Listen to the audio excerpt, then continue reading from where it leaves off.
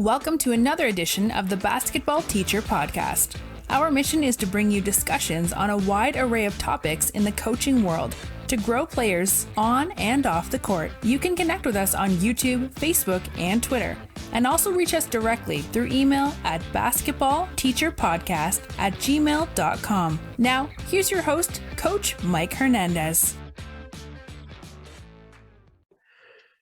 Welcome back, everybody. Thank you guys so much for joining us here for another episode, wherever in the world you're listening to us from, whatever platform you're listening to us on. Thank you guys so much for the support. Thank you for sharing this podcast, and really appreciate you guys, the listeners, spending some time here in your off season, in your summer, listening to these conversations. And I definitely know the things that we're going to talk about, especially today, are going to be things that are probably on your mind as a coach, and look forward to exchanging some ideas with my guests that hopefully help you and your program out.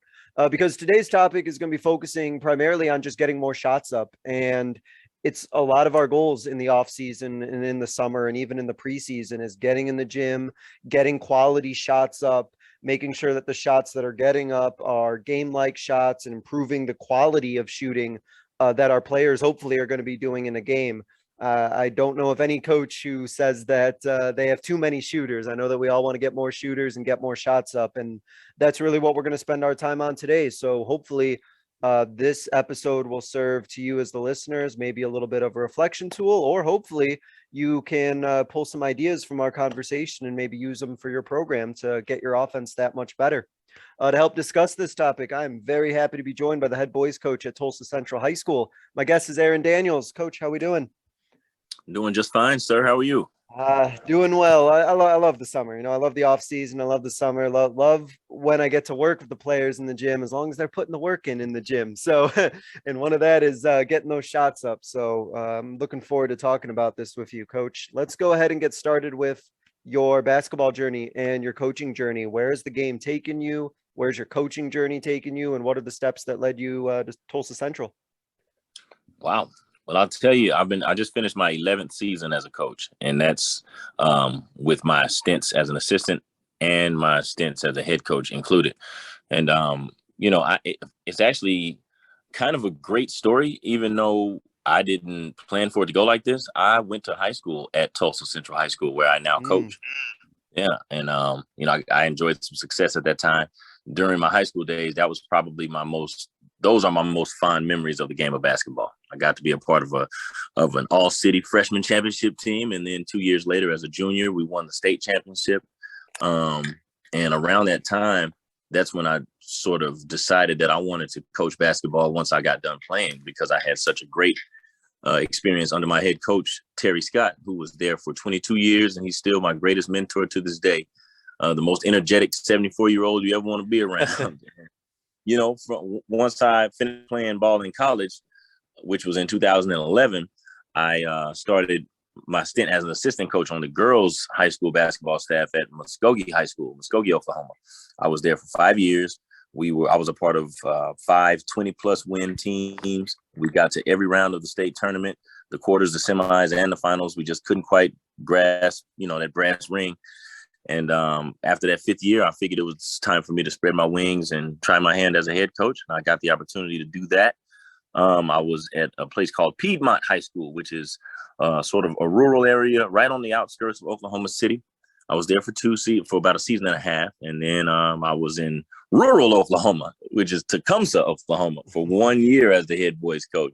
After that year, I'm back to an assistant for 1 year at Millwood in Oklahoma City, where they've got a lot of prestige and history that goes along with their basketball program. And that led us right into the pandemic. And that is when the job at my alma mater opened up, and I came on back home to Tulsa. And now I'm here, just finished my 2nd season at Central High School. It's been a little bit of a winding road, but I'm still on it. So what was it like stepping into the gym at Tulsa Central, thinking of all the memories and experiences you had as a player, and then all of a sudden now you have the head coaching hat on? What was that like? Was that kind of weird? Was that kind of strange, or was that just like all around really cool? It was a little bit of all of that, to be honest with you, because although it sounds really good, like a no-brainer, it really took me a while to decide to take the job. And, this may sound arrogant or whatever, but I just knew that if I applied for this job once it opened up, that I was going to get it. Yeah. That's no disrespect to the other candidates. It just made the most sense. And I would get some calls from people telling me, hey man, put in for this. And I was trying to give myself, 2 consecutive days where I felt the same way about it. But once I finally stopped making excuses to do, not to do rather, what makes sense, I finally shot my shot. And once I was scheduled for an interview and I walked back on campus, all those feelings came back, and the nostalgia of it all. And it just was like, oh yeah, this is where I'm supposed to be. And just as a follow-up question, that because I'm really curious in the time span from when you were playing to when you stepped into the coaching role, how much do you feel like had changed with the program in that that must have been 10 years or so, a 10, 11 year span between when you stopped playing and then when you started coaching there? Was there things and systems in place that were really familiar to you and you were used to? Was there a lot of change from what you remember? I'm just curious about, I guess, how much changed in a decade from being a player to then being a coach in terms of the way you saw the program being run. Well, the only thing that really, two things changed significantly since when I graduated in 2007. So about 15 years ago at this point. Our enrollment has dropped significantly. So we used to be class 5A during the time I was playing. Now we are class 4A, and we're on the lower end of that, actually getting closer to being a 3A school. And so that's number one. But number two, after having my mentor that I mentioned to you, who was there for 22 years, there had been 2 head coaches right after him who had very short stints, and then following those 2, there was one that was there for 10 years. So, the turnover was a little bit more frequent than what I had grown used to. So those 2 things right there were the biggest 2 changes, or the biggest 2 differences that I noticed. But as far as the relevance of the program and the competitiveness, we're still there. Yeah. And that actually made it a little bit easier and more of an attractive take for me. Yeah, for sure. It's always nice to know that like the program is still has that reputation about it, or it's still well known, and be like, all right, I'm glad it hasn't been completely forgotten from when I played. That's always a good feeling to have. Now, before we get into the topic of getting more shots up, I know that one of the things that you have some thoughts on are about dealing specifically with difficult parents. So I was just curious about what you've learned over your coaching career about parent interactions, and I guess any sort of general wisdom that you've gathered that you can share with the listeners about those especially tricky parents that are out there. Sure. The one thing that I've had to learn is that parents and coaches, we're not necessarily on the same side. Our interests aren't necessarily mutual. So for example, if you have a son that's in my program, your main and primary focus is him, and rightfully so. But me as the coach, my main focus is the collective, not just the team overall, but the program. So even after this team moves on and this group of seniors graduates, I still have to have some credibility as a leader. And I still have to have a foundation laid that's solid, that's going to keep us moving in the right direction beyond this year. And I think if we can get a basic fundamental understanding of those differences, then I think it sort of sets you up to be able to see things clearer and not take things so personally whenever parents do get a little irrational and a little disgruntled, because it's only a matter of time before it happens. And sure. I'm not a parent, so I try to, be as empathetic and sympathetic as I can, because these parents, they have somebody that they love more than anybody else that's in my program. And as much as they say it's not personal, it very much is personal, just not against me all the time. So I try to keep my mind level, because somebody in the equation has to be objective, right?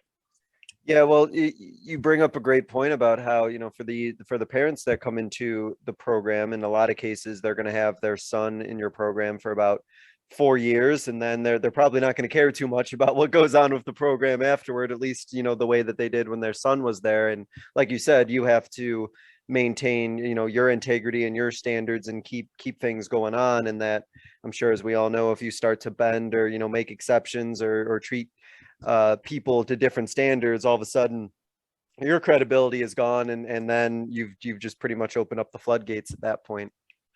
Oh yeah, and I have seen it happen, and I've made some mistakes in that regard, to where I sort of got bitten in the tail doing it just that way. So I like to think that I'm better in that regard these days. And that's what 11 years of coaching will do for you, right? And kind of learn There these you go. things along the way. There That's you why it's go. a journey.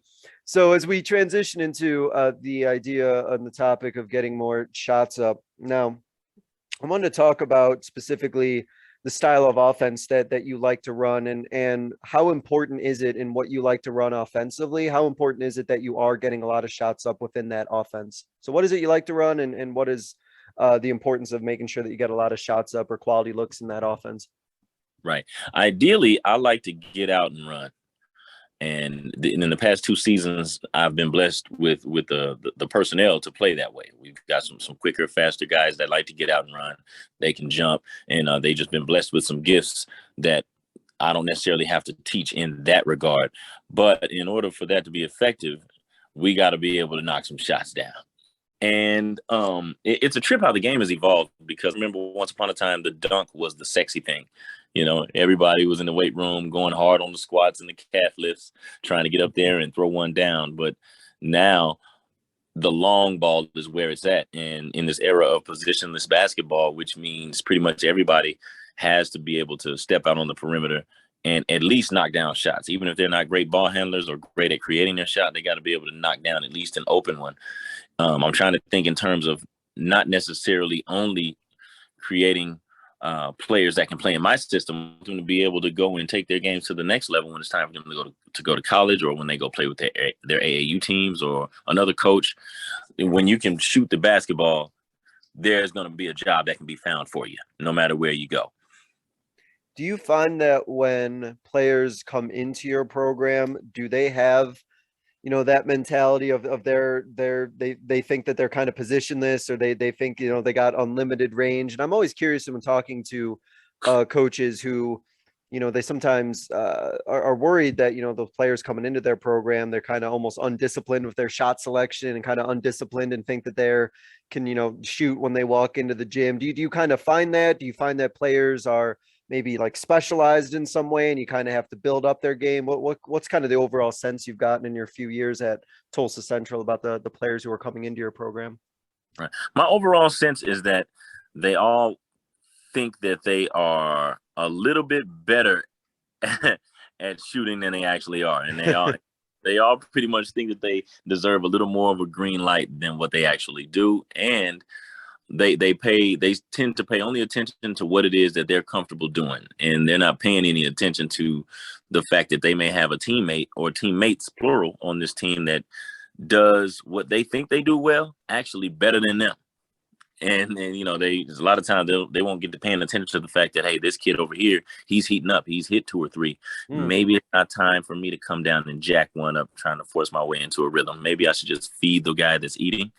And then when he cools off, maybe some of my looks will come. So it's one of those things. It's like, hey, coach, this is what I do. And we may be trying to get them to understand that, hey, we need something a little bit different from you. Can you sacrifice? Will you? That kind of deal.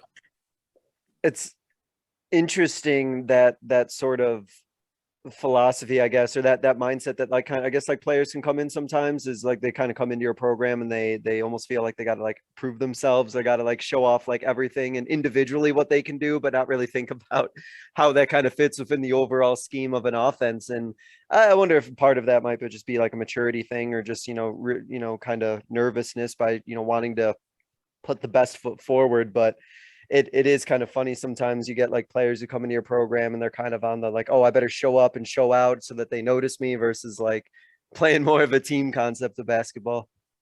Oh, that's real. And I also think that this game, I love it. It's beautiful, as you know, but it encompasses so much. Like, you can be effective on the court in more ways than just putting the ball in the basket. And I think a lot of our young people, boys and girls, anywhere at any level, put a lot of pressure on themselves from an offensive standpoint, thinking that, well, pretty much using as the barometer when it comes to determining whether or not they played well, letting that be scoring and scoring only. And if they don't score it well, or they don't shoot it well, they define that as a bad game. And I'm like, well, did you defend? Okay. Were you communicating? Were you creating and making plays for other people? And there's so many different ways that you can impact winning. But, shooting is definitely the hot commodity. And so with that being said, as your philosophy about the offense that you run and the importance of getting shots up, has that kind of changed over the years? Because as you mentioned, the game is getting more and more to outside shooting and getting shots up. So have you kind of always had the same offensive philosophy, or is it sort of evolved over the past few years? It's evolved over the past few years, but here's another thing that sort of forced me, even if I didn't want to change, it's sort of forced me into evolving because um, I've I've learned to not be so locked into what I want to do. Because if I have the pieces to play a certain way, then I'm gonna play that way, Sure. or not. But every year is different. Every team is different. Like next year's team that's coming in will be smaller. Will be more guard heavy, and our two big guys right now, unless something happens that I don't have the foresight to see yet, our bigs will be one of them 6'3" and the other one 6'2". And everybody else is either right at that height or shorter. So I plan on playing a speed game from a defensive standpoint, creating havoc and getting up a lot of shots from the outside. Whereas this year's team that just finished, this group of seniors that's getting ready to graduate, we Mhm. had a size and a little more depth with that size. So we were able to thrive a little bit more when the game slowed down and it was time to execute in the half court. We could pound the ball down into the block. We had some matchup issues for other people, and we had a lot of defensive versatility to go with that. So year to year tells me what we're going to have to do, and I try not to be too rigid on that. Yeah, and I think that as coaches, we kind of all have like our own preferred style of play and the preferred like style of offense or defense that we like to run. But as you kind of mentioned, it is possible to like fall in the trap of forcing that philosophy on your team when your team just doesn't have the bodies or the personnel to run it. And I've kind of been there before where that stubbornness has kind of come back to bite me, where I wanted, a bunch of shooters and a bunch of space in the floor, but I had more players who could just play back to the basket and slow things down. And I was trying to kind of jam those puzzle pieces together, and it got pretty ugly. Yeah, man, it's a fine line between to do what I tell you to do when you talk to the guys, and well, let me take a step back and really evaluate it and be honest with myself.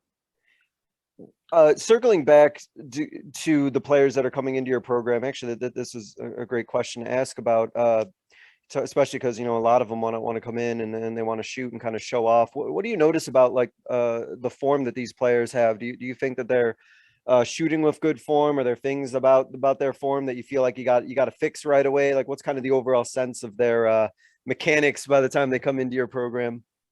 For the most part, I've actually been a little surprised over these past two seasons that we haven't been terrible from a mechanical standpoint. Now, from a foundational standpoint, meaning we got to do something about those feet. Because not moving certain directions, like if I'm moving to the left as opposed to stepping into my jump shot right foot left foot as a right-handed shooter, we may go left right, and now we're shooting with our feet together, off balance, leaning, kicking our legs, or just shooting a different shot every time, having a different point of release every time, those kind of things. But as far as just a funky, terrible looking shot that I can't stand to look at, I haven't dealt with that one, at least not yet. So that's the good news. But one thing that I have learned, even if you don't have the prettiest looking shot, when upon release, if you've got your hand into that basket, it's got a chance to go in. Mm-hmm. And that's great then, because man, I talked to some coaches and it's like some of them like, how did you ever learn how to shoot a basketball? Who taught you? Like, well, what is happening here with your form? And that takes even more effort to kind of break down bad habits to try to rebuild new ones. So I feel like that must be a testament to I don't know, your youth program or the coaches they got before you, that at least that there's some mechanical things in place that are pretty sound. For sure. Luckily for me and my staff, we haven't had to start from scratch, at least not in that regard. In some other ways we have, but these young men have come to the table working with something which has made, our route a little less treacherous. And then we got to factor in, time is very precious. So depending on where they are and in the mechanical, from the mechanical standpoint, and also depending upon what we see their role being for us, that'll sort of dictate how much time we can actually spend on trying to deconstruct and then reconstruct. Yeah, I know, absolutely. Is time is never enough of it, and you gotta kind of pick and choose what you want to maximize your time on, and that segues kind of to this next question here, and you can take that into off season or regular season, preseason, whatever the case may be. But when it comes to practice planning, what goes into your practice planning specifically with how do you plan your practice in order to make sure that you're getting game-like shots up and you're getting quality shots up during your practices? I'm big on at least allotting at least 20 minutes of individual skill work. Now, when we put it on paper on our practice plan, I'll use the phraseology guards post. But sometimes, depending on the type of personnel we have, and better yet, not even depending on the personnel, a lot of times this year, we would call it guards post. But what we would do, we would have the guards obviously on one end doing a lot of guard-oriented skill work, whether that's ball handling, whether that's creating shots off the dribble, getting to the rim off the dribble, or shooting on the move.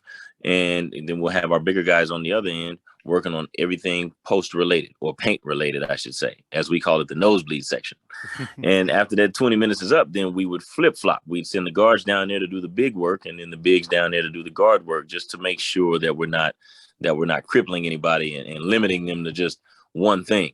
And then that's phase one. And then phase two, the season gets grueling, especially once we get into the month of January. That's usually probably our most trying month from a physical and a mental standpoint. So some days we as coaches will realize that the guys just need a little bit of a break. So but we can't have an off day. So if it's one of those situations, we'll just scrap all the strategic stuff, all of the X's and O's and going over plays and, game plans and strategies. And we'll just have a shooting day where it's competitive shooting, or it's form shooting, or if it's if we slow it all the way down and get back to the elementary basics, that just have them shooting with one hand, rocking the cradle, dropping the hand in the cookie jar, that kind of thing, just to make sure that it gets done. And third and finally, arguably the most important, I'm one of those guys as a head coach, I like to be the first guy on the scene for whatever team activity we have.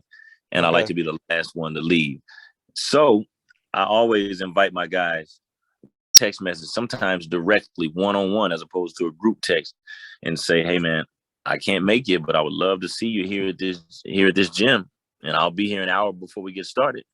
And hey, I would love for you to stick around after we get through with practice to focus on you, and let's get some more of these shots up, especially if these are shots that you want me to trust you to take and make in the games. Because if I don't see it, I can't allow them to do it. So they got to put the work in.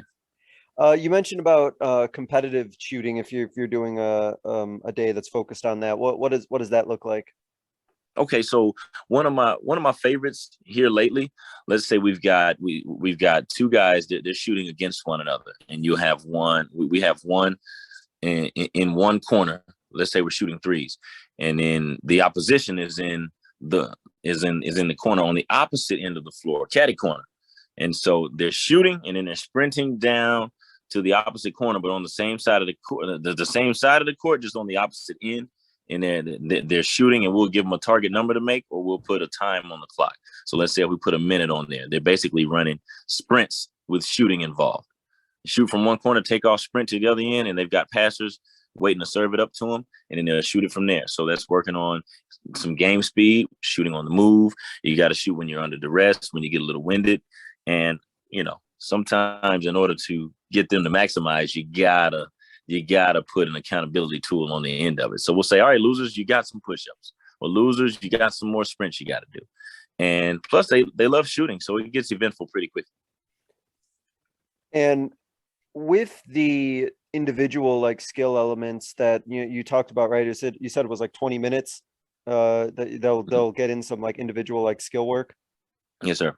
In that, what goes into kind of is there a plan that exists for individual players? Do you kind of work with individual players about what they should be doing within those 20 minutes? I guess my question is, how do the players know or diagnose what they really need to be working on and getting in those 20 minutes? Now, when it comes to the specifics of each particular player, that type of thing is done outside of practice, because when we're on instructional time, everything has to be geared toward the collective. So if it's practice, which is the realm that I think we're speaking of it in, at least at right now, my two assistant coaches, which is the one who was a guard during his day, I'll tell him, hey, this is the answers that I want for today. And I won't handicap him or pull my joystick out and tell him do it this particular way. I just know I want you to hit this mark. You get us there, whichever route you want to take us there. And I'll fall back and I'll let him work. Same thing with my post coach on the other end. I'll say, hey, this is the emphasis that I want for today. Put a recipe together and let's work it. But as far as really getting with the guys individually and addressing what their needs are, that type of thing has to happen usually in smaller settings. If we get some groups of 2 or 3, 4 at the tops, then we'll get together, 1 or 2 of us coaches, maybe even all 3 of us, and then we can give that specific instruction and get a bunch of reps out of the deal without being rushed and without having everybody else standing around to where it gets unproductive.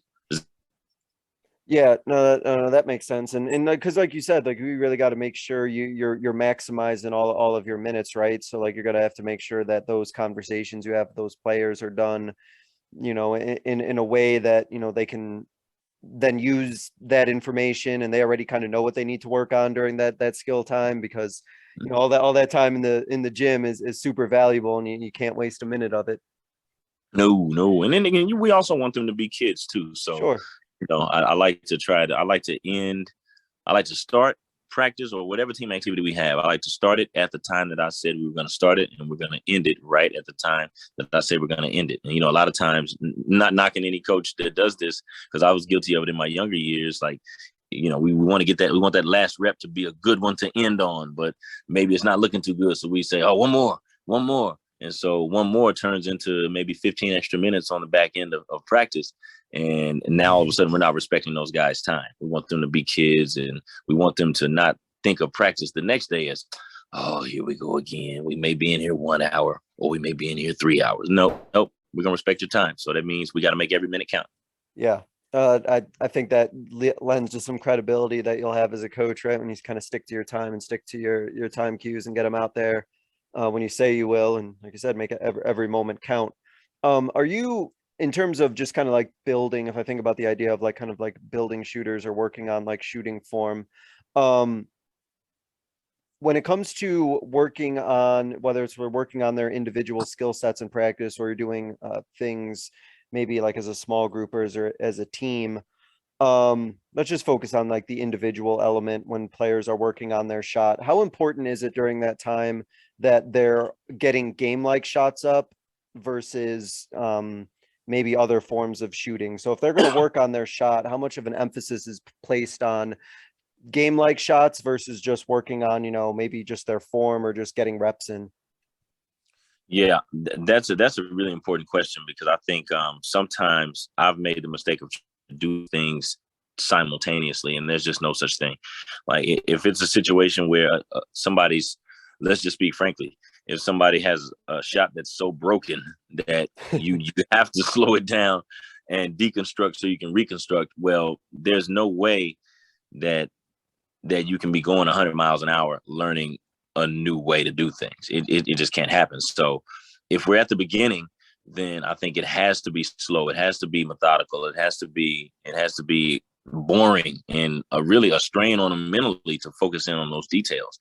But if you have somebody whose shot is a little more ready-made, then speed is absolutely vital. And that's actually a battle that I fight with my guys daily. And I have to be in there watching them to make sure that it's looking the way I want it to look, because they'll get comfortable and just start shooting at a cool speed. And if they start thinking, as opposed to ramping it up and shooting it, trying to simulate what the game is going to demand, they'll start slowing it down, taking deep breaths. Now all of a sudden they're not stepping into their shot. Now all of a sudden when the ball's coming at them, they're standing straight up, and they're basically shooting a free throw from the 3-point line, for example, just trying to will it in. And I'm like, nope, that's not the way to work it. Because when we play in the next few weeks, once team camps start and you're running 100 miles an hour and you got to stop on a dime, raise up and shoot it, that's not going in. And I that's a struggle I know that I've had. I know sometimes, and I don't know if you've been in this boat before, when like players, they're getting shots up or they're getting reps up, and they're not really going at like a high speed or a high rate, but it like looks good because shots are going in or shots are falling. And I feel like I'm doing a great job as a coach because look, my players are getting the ball in the basket, but then like if I stopped to actually think about it, like nothing that they're doing right now would actually ever take place in a game. So like, what am I doing on the court? But I wasn't thinking about it at the time. I was just like, oh, look at all the shots they're getting in. Like, man, I must be doing something good. You're right. Then you get in the game and you're mad. You're beating yourself up because shots aren't going in. And I'm like, well, you didn't rep it that way. What is your, in general, kind of philosophy about, a lot of coaches talk about the concept of like green light shooters and, like players got to, put in reps and put in work on their own time to kind of earn the right to shoot. Are you a coach who has that same philosophy? Do you have like a different philosophy on, who is, for a lack of a better term, allowed to shoot in a game? Because I know you said that your offense, you really want to kind of open it up and space the floor. So what's kind of your philosophy on the idea of kind of like giving players, I guess, permission to shoot when it comes to your program? You know what? As much as I want to sit here and tell you it's going to come down to who puts in the most time, it really comes down to who has that gift of being able to make shots. And I'll be honest, I've coached some players who were mandatory workers before. They were not coming in early or staying there, working on the game in any capacity. It was, if they had to be there, they were there. But if they weren't, then they weren't. But they just so happened to be gifted with the ability to hit shots. That was just a talent that God blessed them with. So in games, I would allow them to shoot the basketball. Now, within reason now, because we're not going to come down and just be jacking it from 30 feet contested, shooting heat checks when we're not even on fire. We're not going to be doing that. But if you have that natural ability to shoot the basketball, I'm going to let you shoot the basketball. And if you're one of those guys who may not be as good a shooter as what I just described, but you put the time in working on your shot, and I see you putting in that daily work, and you're busting your butt on the other end of the floor in games, okay, you've earned the privilege to take some shots that I may otherwise be like, hey, swing it, So yeah. It's one of those kind of deals where you have to pay some dues. You got to put in some time, but you also got to be good enough to do that. That's just what it boils down to. And has that ever created any issues in terms of like teammate chemistry, or players wondering like, hey, this player isn't putting the work that I'm doing. Why do they get to shoot? Or do they get it and they know that like, hey, I know come game time that this player's, gonna get it down and, get the ball in the basket. So it's no big deal. Like how has that kind of worked out? Or has chemistry always been pretty all right? Interesting that you asked that question, because this very group of guys that are getting ready to graduate this year, we had some of those challenges, but it was sort of in the reverse order. Our leading scorer, who led us in scoring 2 straight seasons, all-stater and all that stuff, he works on his game all the time. He was our best shooter. He was our best scorer, but he was not always our best decision maker with the ball. And he would take his shot selection would be poor sometimes. In some very inopportune instances, he'll just jack one. And I don't say they're bad because he can't hit them, but it's like, brother, they're out of rhythm and all types of other things, to the point to where the flow of what you're trying to do. There you go. And it would alienate some of his teammates at different points, so they would get frustrated with him. But those bad shots I'll be okay with, because sometimes you just need a guy that can go and make a way out of no way. And I think some of those other guys had trouble admitting that. And sometimes I would have to step up in defense of him and say, hey, look here. He's doing it. And if I don't like it, but then, there have been times where I had to switch sides and be like, hey, man, I'm with your squad on this one. You got to swing the basketball. That wasn't a good one. So just, getting those roles established and understood, with boys, there's a lot of ego there because everybody wants to be the guy, right? Have you found over your experience that players know what a good shot or a bad shot is within the offense in general? Or do you find that players are kind of unaware of like what even is a good shot? Like how much, I guess, teaching do you feel has gone in throughout your coaching career on even explaining to your players like what a good shot is? A lot of work has to go into that. I would say more of them, these are my experiences, I don't mean to generalize, but in my experiences, more of them struggle understanding what's a good shot and what's not than not.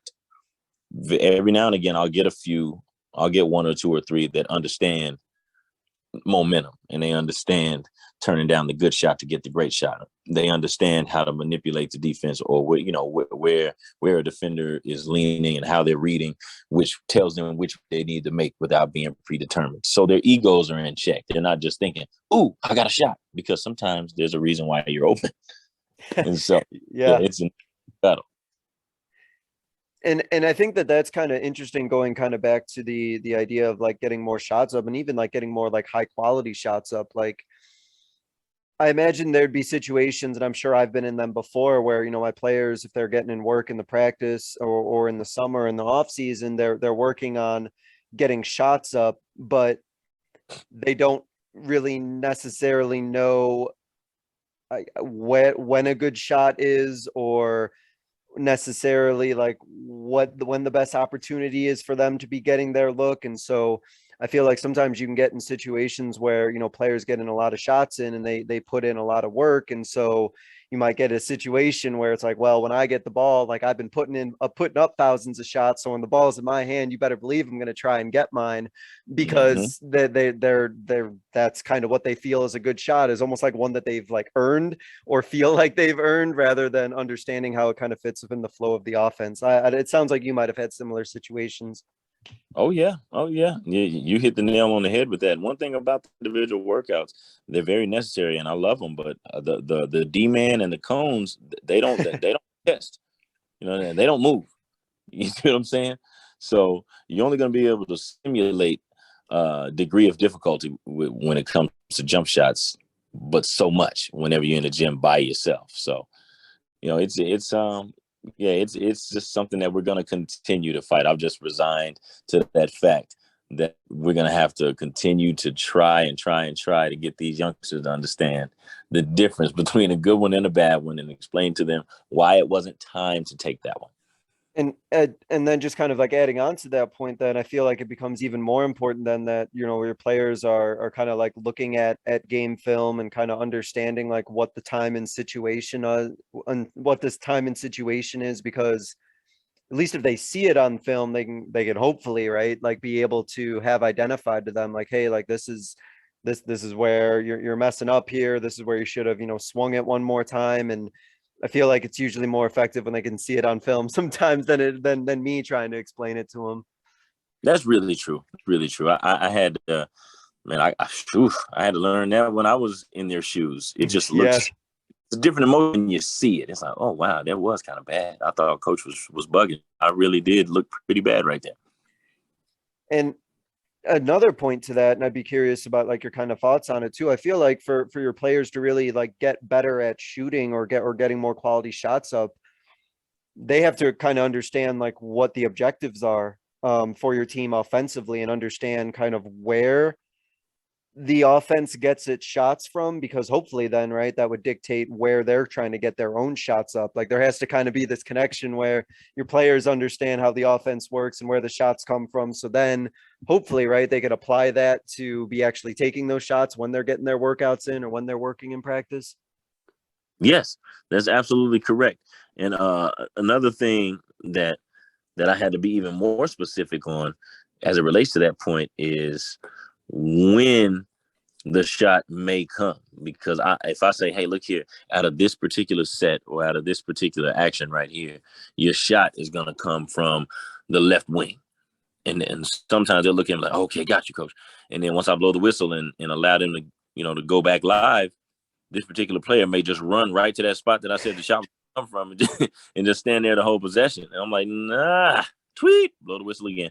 It's not gonna work that way. You know, we still gotta make the defense shift.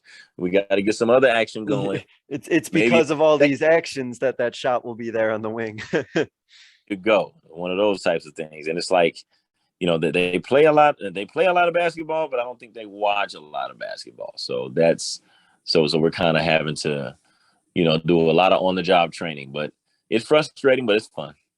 Well, and you just kind of related that back to an earlier point that you mentioned about one of the traps I think that, you know, coaches could potentially fall in with, you know, their players getting a lot of shots up, is like you said, if there's a cone or something that's not going to move or anything like that. And and for the players to at least have like kind of the awareness that, probably the best looks that they're going to get come from moving the defense and come from, a lot of off ball action that's taken place. And it's not necessarily easy or even possible to replicate that in an individual workout situation. So it almost feels like there's just kind of a limit to how much a player can necessarily grow getting shots on their own versus like needing to have live action and see what it actually looks like in that sort of scenario.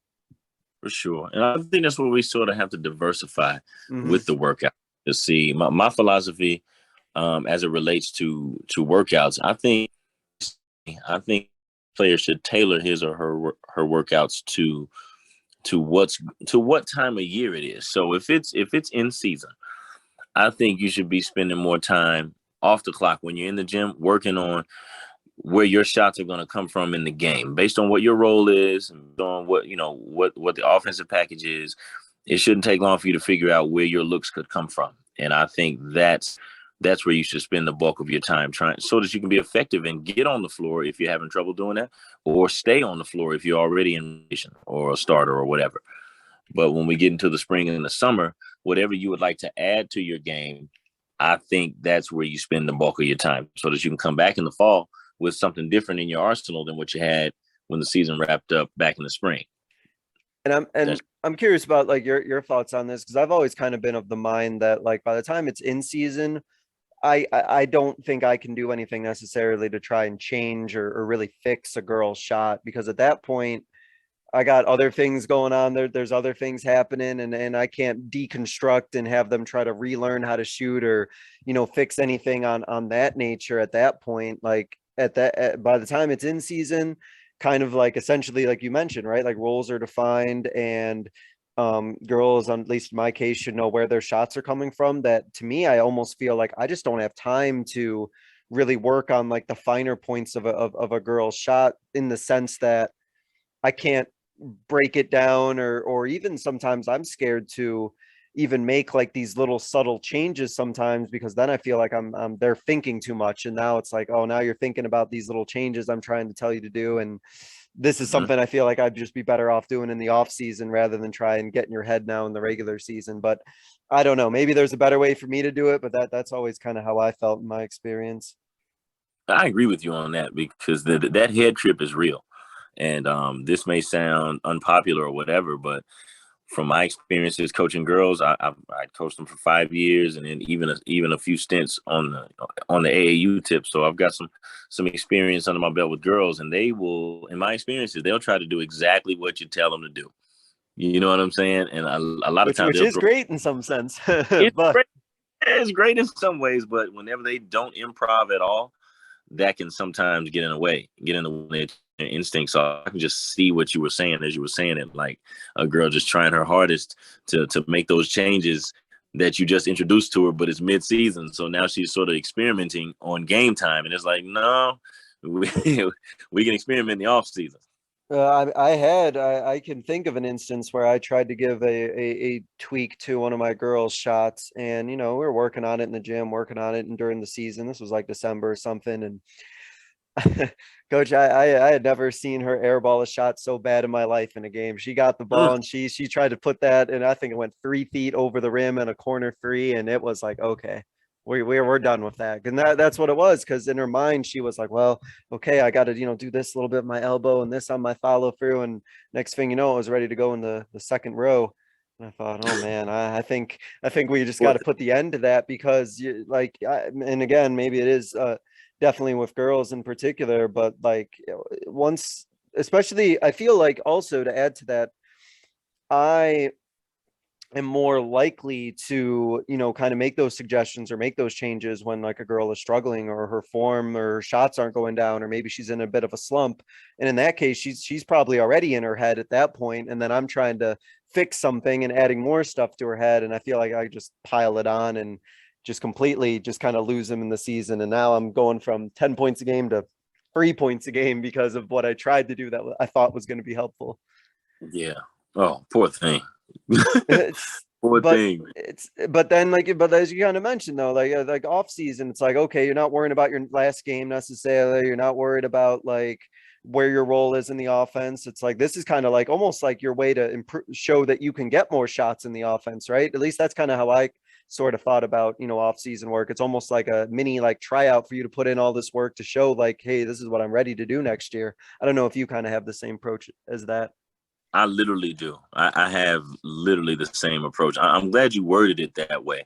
And to be honest, I may need to pull a page out of your book and use that verbiage with my guys, man. And, in my specific case, we had not all, but the majority of our guys, once spring break was over and we came back to school, they all transitioned to spring sports, except for 4 guys. So I have 4 guys that stayed in basketball. The rest of them went to football or soccer or track, and that was good. There was some good in that, because now the learning environment is a lot different. We get to be a little bit more intimate from an instructional standpoint, and it's not as competitive. It's just a different, more relaxed atmosphere to where now we can emphasize those things to make sure that we come back as a different version of ourselves, and they get a chance to create some trust within me based on what I see them working on from March all the way until May the 26th when school is out. And based on what they've done quite a bit up to this point, I'll allow a little bit more once we start playing this summer. And, that'll sort of be their trial run too after these 3 team camps, and give me an idea of what I could be able to anticipate as we roll into next winter. Yeah, it's a way to, it's kind of, to me, I always like to think, especially with things in the summer and the off season, like I would like to think at least I kind of know like where the girls are going to be at come fall. Like to me, I feel like there shouldn't be too much guesswork about what their role is in the offense or what they're going to be expected to do come the season, because if they had worked and put in a lot of work all summer during the off season, then it's like, well, I already kind of know what you should be expected to do, and you should kind of know like what your role should be. And I don't want to be, I don't know, I guess like scrambling to try and like figure that out, or, think that there's like some big mystery in the air if I got to work with them all summer. It's like, well, I as a coach feel like I should kind of know like where it is they're going to be at and what I'm going to have them be doing in the season. For sure.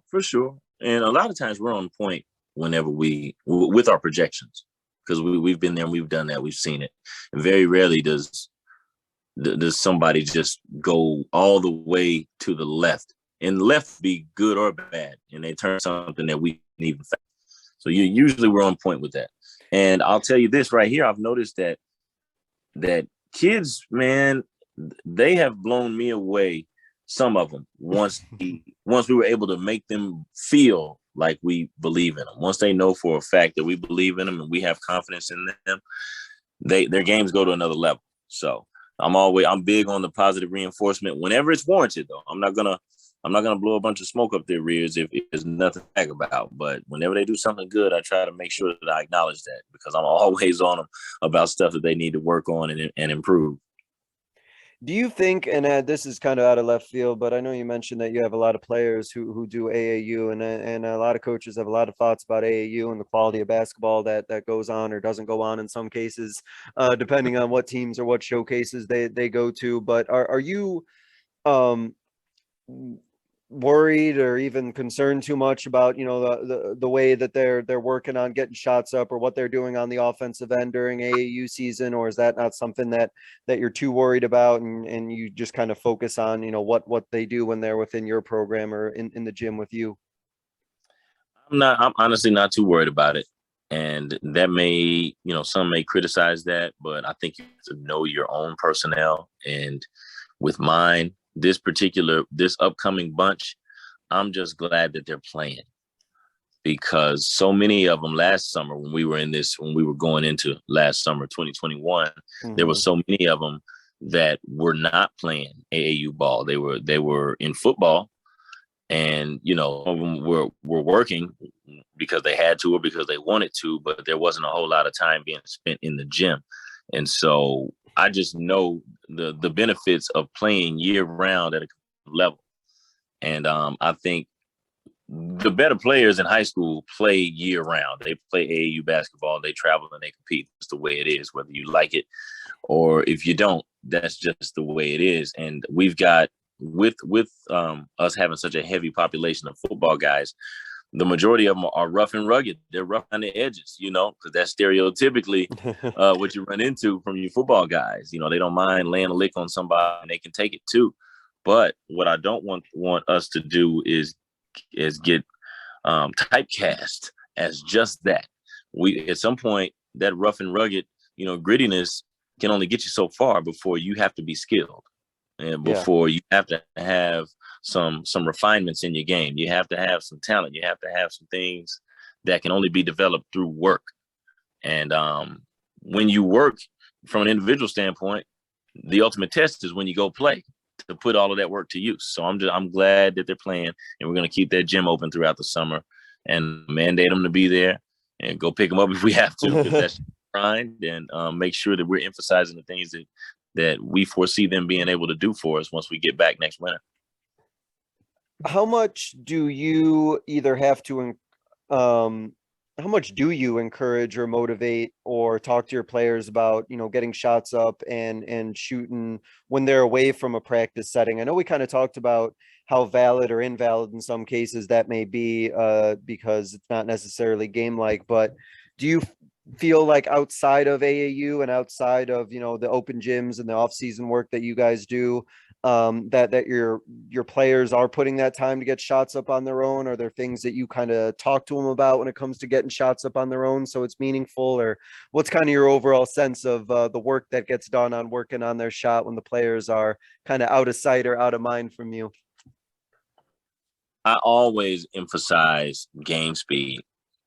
Get something out of it. Get something out of it. If you're gonna come in the gym, whether it's at the school at Central where I'm able to oversee, or if it's somewhere else that I'm not, wherever I'm not, make sure that you're getting something out of it. If you're not sweating, if you're not getting that heart rate up, if you're not shooting shots that you realistically may have in the game, then you're wasting your time. And I'll tell them this: if it's a group setting, let's say if they got 4 or 6 guys in the gym together, don't be quick to just hook up and start playing.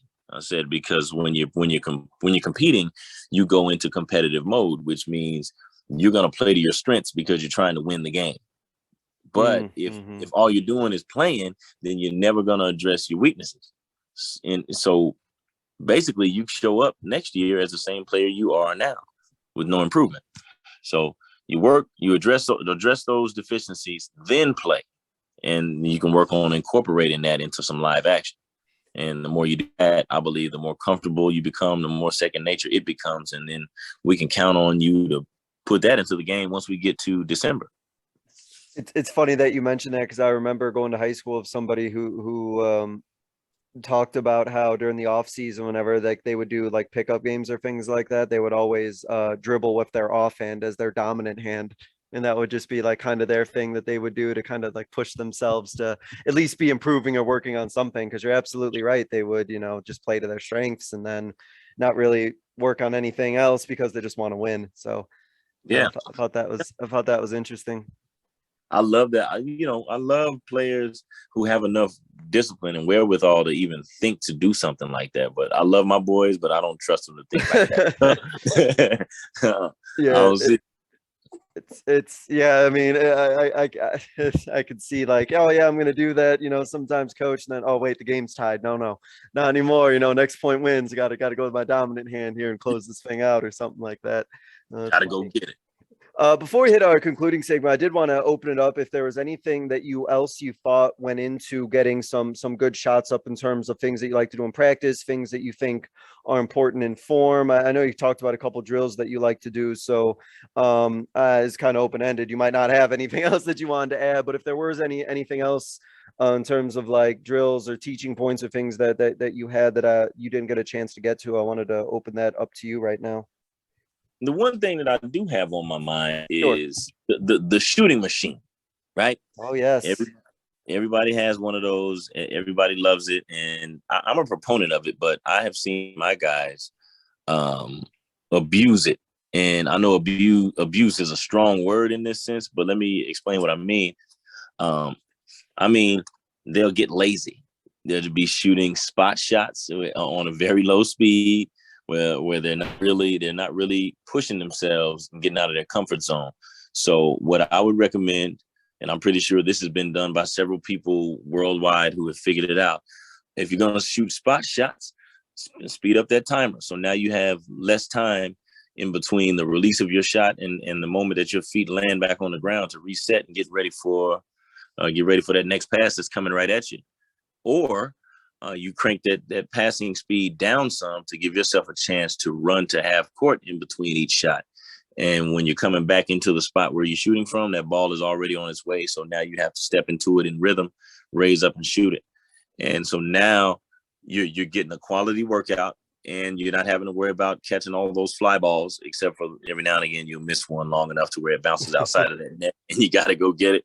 But I think if you're going to use that gun, use it in a way where you can truly get something out of it. That's the biggest thing as it pertains to shooting that I deal with or see every day from our boys and our girls. And I'm quick to intervene. I know they get sick of it, but it has to be said. It has to be.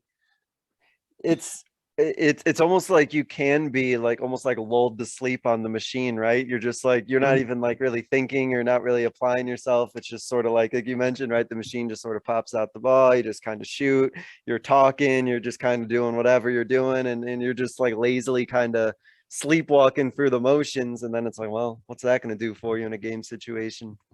Bingo. Not much. That's the answer to that. Yeah, I sometimes I remember I've done this with my girls before. Have them, get a partner, and one of them goes, up and down and runs like 3 sprints, up and down, and then they have to, then they have to get up 3 shots right after, and then 4 sprints up and back, and then they get 4 shots up right after, 5 sprints up and back, and they don't love me for it, but I'm like, well, you're tired, and that's what I want you to be, because in the fourth quarter, I bet you'll be a little bit tired getting these shots up. So no, I think that makes perfect sense. Because otherwise you're just shooting to shoot, and it's like hitting the ball off a tee almost. Like, what's this going to help you with? Great description. Against no resistance. Yeah, right. I mean, I could probably, maybe make a high school baseball team if I just had to hit off the tee. Maybe, I don't know. Well, I don't know if I trust myself with that in my hand. Great. To wrap up, Coach, there's a couple of questions I ask every guest. So I want to go ahead and start with this first one here. Thinking back on your coaching career, what is a moment from your coaching career that you think others listening would be able to learn from? Well, I got fired back-to-back times. So my very first stint as a head coach was, I got hired in August 2016 at Piedmont High School. And they told me in the interview, they were telling me the landscape of the program that I was taking over. They said, Coach, if you win 5 games this year, we'll be happy. Because they had just come off of a 7-win season.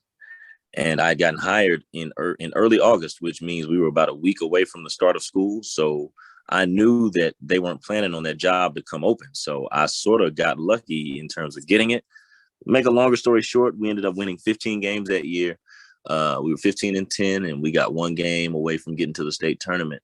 And then the following year, we had expectations this time with a young group that had proven themselves as sophomores. They came back as juniors. I mismanaged some situations, didn't have very good bedside manner, and got a little crossways with one of the parents and created some ammunition that was used against me whenever it was time for me to lose my job. And that was right before Christmas. So I was there for a season and a half, and I had to swallow my pride and, continue teaching the rest of the school year without coaching, having everybody in the building, everybody in the community, which was a small town. Everybody knew what had happened to me. And so I was dealing with the looks. I was dealing with, the rumblings and all of that. And I had to humble myself and realize that I still had some parts of this game that I hadn't figured out. And so I was on a redemption tour. After that school year was over, I was like, I got to get back in that driver's seat as a head coach. I gotta redeem myself. And so I got hired at my next gig at Tecumseh. And this was August 2018. And I did just 1 season there. And there was no scandal attached to this one. Just my athletic director brought me in during my evaluation on April 1st. I'll never forget it, 2019. And I thought it was April Fool's. I thought it was a joke. And he told me that they're not going to bring me back next year as the head coach. He looked me right in my face and told me, I don't think you're ready to be a head coach. And that was some medicine for me right there. And I hated it, but I respected the fact that he looked at me, he told me that, although I disagreed with him, and I still disagree with him. It was another one of those look yourself in the mirror moments, and I had to figure out, okay, I'm not very good at this, at least not yet.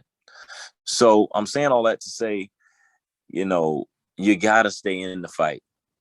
I know it's cliche advice, you hear it all the time, but you only run out of options when you stop looking for one. And you will be tested.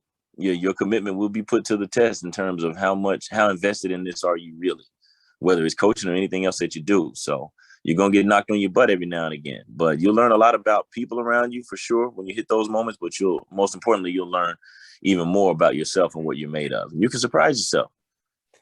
Yeah, it would be really easy to hear those words and be like, well, I guess it isn't for me because they said I wasn't ready to do it. And I guess it's kind of like that fork in the road. You're either going to, give up on it or keep on pushing and learn and get better and hope the opportunity comes. And I guess lo and behold, it was at your alma mater of all places. So I guess it all sort of worked out the way it needed to, even though it might not have been the way you anticipated it being.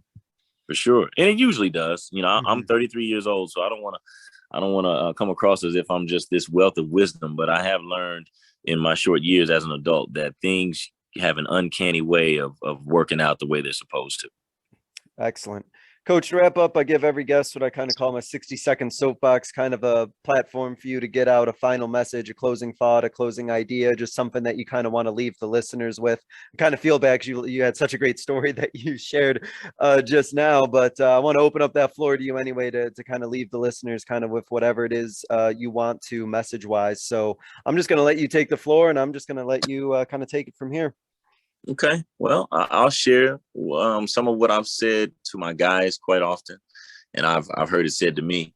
I think 3 fundamental principles can take you a long way, and it's number one, you got to manage your expectations, and that's not me telling folks not to shoot for the stars, not to swing for the fences, but when I say manage your expectations, that means have a realistic idea of what your capabilities are based on your talents, based on your work ethic, and based on the landscape of whatever industry that you're in. And that'll help you to not be so let down if and when things don't go exactly the way you had it in your mind. That's number one. Number two, I'd say run your own race. It's easy to look left and right and you see what your peers are doing and how things are working out for them. And you're comparing what you've got going to what they've got going. And number one, that doesn't do anything for you. But secondly, you don't really know what they had to endure before getting to this point where things look pretty good for them. Because we all go through seasons in life, those seasons where you're winning and those seasons where you're down in the doldrums. And neither one of them lasts long. So it's only a matter of time before you end up running into the other one. So you got to stay focused on your own, run your own race. That's number two. And number three, I think you got to be able to define and determine what success and happiness is for yourself. And I'm still working on that myself, because I think we all have an idea of things that we want, or, a lifestyle that we want to be able to live. But it takes some guts and some things in place in order for you to live the way you want to live. So there's no cookie cutter way to do it. There may be a blueprint, but a lot of times it was somebody else's. But my life is different from yours, just like yours is going to be different from the next person. So if you can be honest about what happiness looks like to you and what success looks like to you, and have that not be in comparison to what somebody else has going on, man, you're on your way.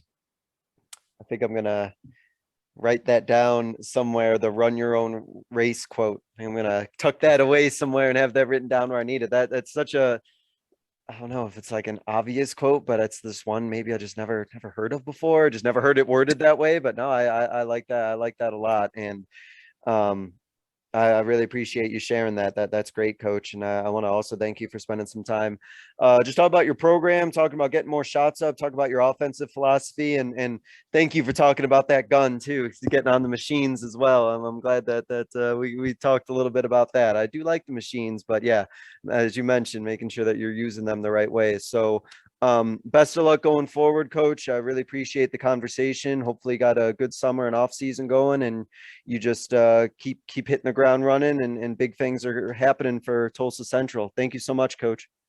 Thank you so much. I was super flattered for you reaching out to me too. I get to sit on the other side of this for once, man. So the pleasure was mine. And thank you guys so much for listening. This was another edition of the Basketball Teacher Podcast. We will see you guys next. Thank you for listening to another edition of the Basketball Teacher Podcast. Make sure to connect with us on YouTube, Facebook, and Twitter, or reach us directly through email at basketballteacherpodcast@gmail.com. Take care, be safe, and we'll see you next time.